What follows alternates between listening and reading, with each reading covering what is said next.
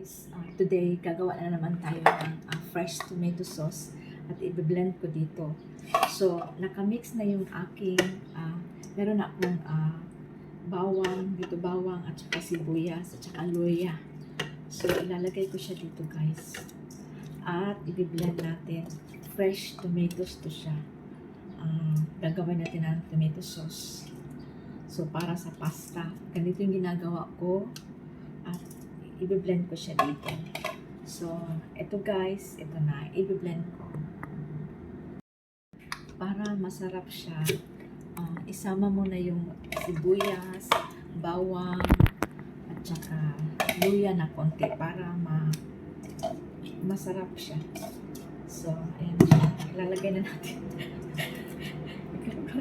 Lalagay na natin siya dito. Lahat na. Lahat nalagay. So, ito na yung ating tomatoes na blend. Parang juice na siya, diba? So, ang gagamitin kong oil para i-fry. Meron din akong inano na ito, bawang at saka onion, sibuyas. So, ipapry ko siya ng olive oil. And then, pagkatapos mag-brown na siya, ilagay ito lahat na ito ilagay. And then, asin lang until it will be, yung maluto na talaga yung itong ating sauce. And then, lagyan natin ng garlic powder. Yun lang. At masarap na siya. Promise, masarap na siya. So, ito guys, olive oil.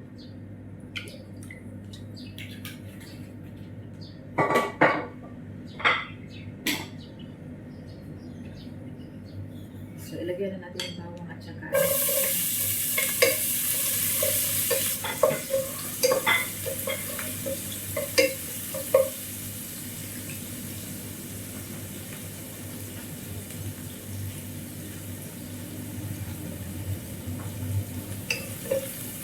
i-brown natin. Tapos, after mag-brown na yung bawang at saka sibuyas, ilagay na natin yung ating tomato sauce. Tapos, hayaan lang siyang kumulo until lagyan mo lang ng konting asin. And then, kung meron kayong basil leaves or organic or what is this? Oregano na dry, pwede nyo ilagay. Pwede nyo lagyan. Salt lang at saka garlic. Wala lang kung ano-ano ilalagay. Masarap siya. And then olive oil. Marami lang olive oil na ilagay mo. Huwag yung konti lang.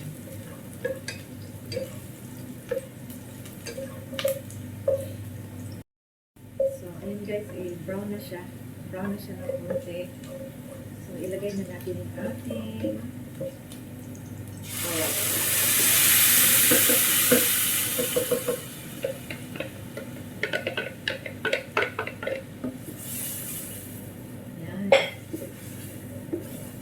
Hanggang kumulo na siya, hanggang kumulo.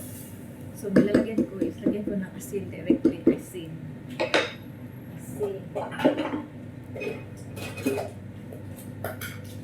Asin, ng konti. And then, lagyan na rin ng tomato paste para mag-red. So, konting ganun lang.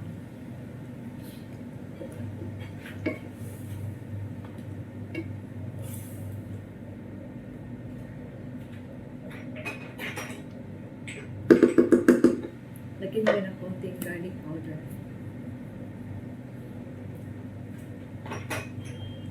Kung may oregano kayo, it's good. Ay.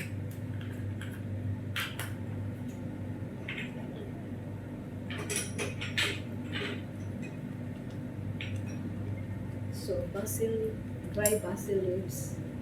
Lagyan na rin para dire-diretso na until maluto yung sauce. Tikman, and then yummy. That's all lang. Yun ang ginagawa ko. So, ayan guys.